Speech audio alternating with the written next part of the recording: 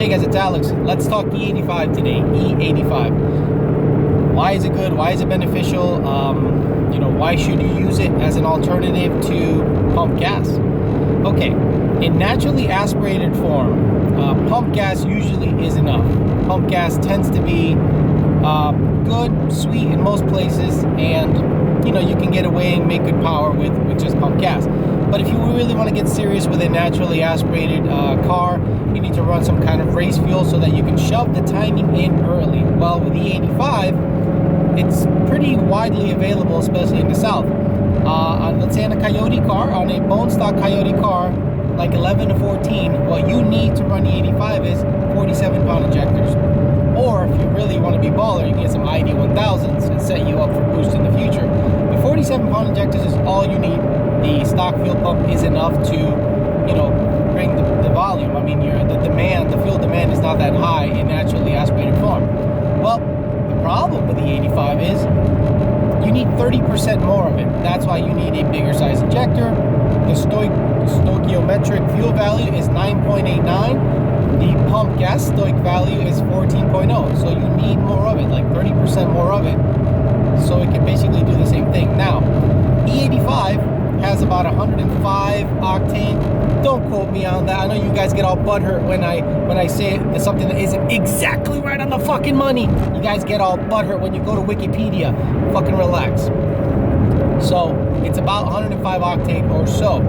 And the funny thing about E85 is people don't understand what the 85 stands for 90% of the time.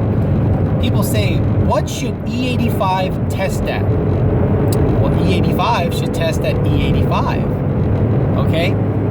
When you go to the fuel pump, when there's an E85 pump on it, it says right on the fuel pump, minimum 51%. That's all they owe you is 51% ethanol. They don't owe you 85%. Nowhere does it say absolutely 85%. Now people get all crazy because they think if it's 80%, 75%, that it's not any good. No, it's fine. You can shove almost the same amount of timing on 60% ethanol than you can on 85% ethanol. The reason tuners and people like me want to make sure you have 85% ethanol, or at least 80%, is so that the stoic value that we put in the tune is correct.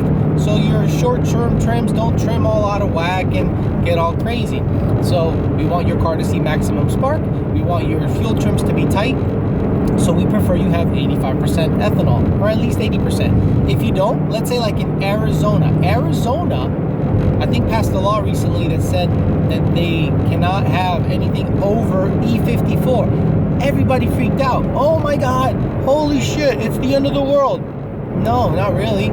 You can shove as much timing on E54 than you can on E85. I did a test on this car. This car right now is running on E85.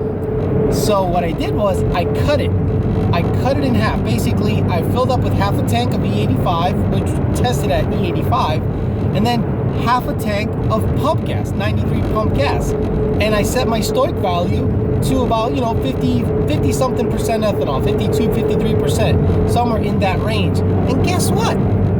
The car saw the same amount of timing, if not, pretty much close to the same amount of spark and timing that I could on E85.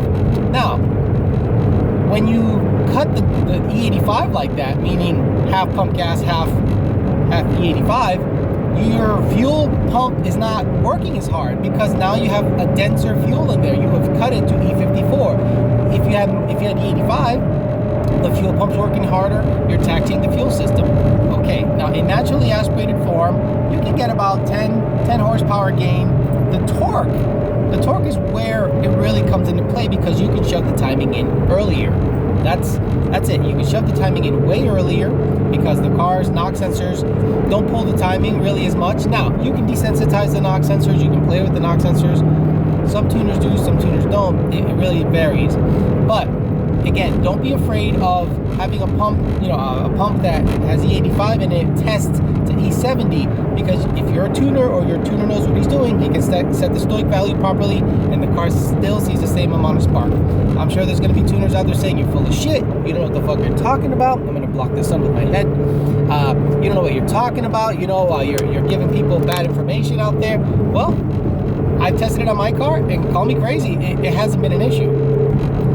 Had to pause it, the sun was getting in the way. Now, in boosted applications, E85 becomes even more prevalent. Their benefits are just unreal. So, my car obviously is boosted. It has a Gen 2 TVS at about 10 pounds of boost right now.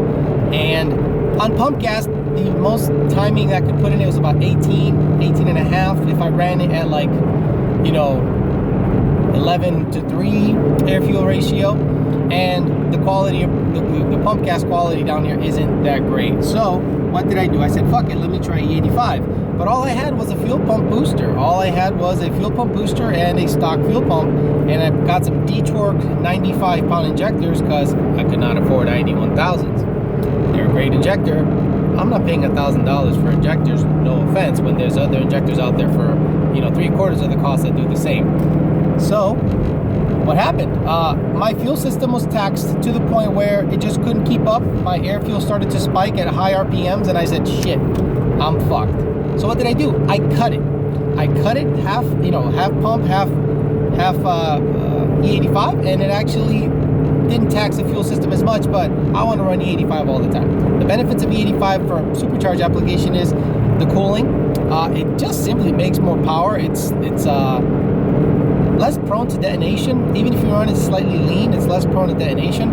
And it's cleaner. It cleans the car. Now, on a car that sits a long time, I would not recommend running E85. I would recommend you get a, you know, pump gas and then run E85 on the side. I drive this car every day. Right now, it has 109,000 miles on it. Fuck me, I gotta do something. So, E85 is a great alternative fuel. It's $2 a gallon right now in Florida, and I can drive 3 hours one way and still have a quarter tank left over with the 85, and I fill up, and it costs like 23 bucks to fill it up. That's the main reason I'm using the 85, and I can see a bunch of timing, and the car really feels good. But right now I'm not taxing I'm not really leaning on the car. I did go ahead and buy a return style fuel system, triple pumps from 4 Innovations. Overkill for this car, but I got a deal on it for my bud Dwayne Hickman. He gave me a great deal on a triple pump setup, and I'm gonna go ahead and put it in this car over the weekend. I'll try to take video of us doing that, because I definitely want my car not to run out of fuel up top. I want to run the 85 going forward because it's readily available down here. So for you guys that are considering E85, remember, you're gonna need 30% more of it. It's gonna tax your fuel system more. You can shove the same amount of timing you can on E60, E50. Let me pass this guy real quick. He's going a little slow for my taste. So, you can still shove the same amount of timing on E54, E60 that you can on E85, but obviously, you know, there are, you know, talk to your tuner. So I'll be bringing you more videos about the fuel pump installation, kind of going over the whole install with you guys in about a week or so. Just kind of giving you a heads up as to what's going on with the car, what's going on with the channel. Give you new updates and videos that you guys seem to like, okay? Catch me later.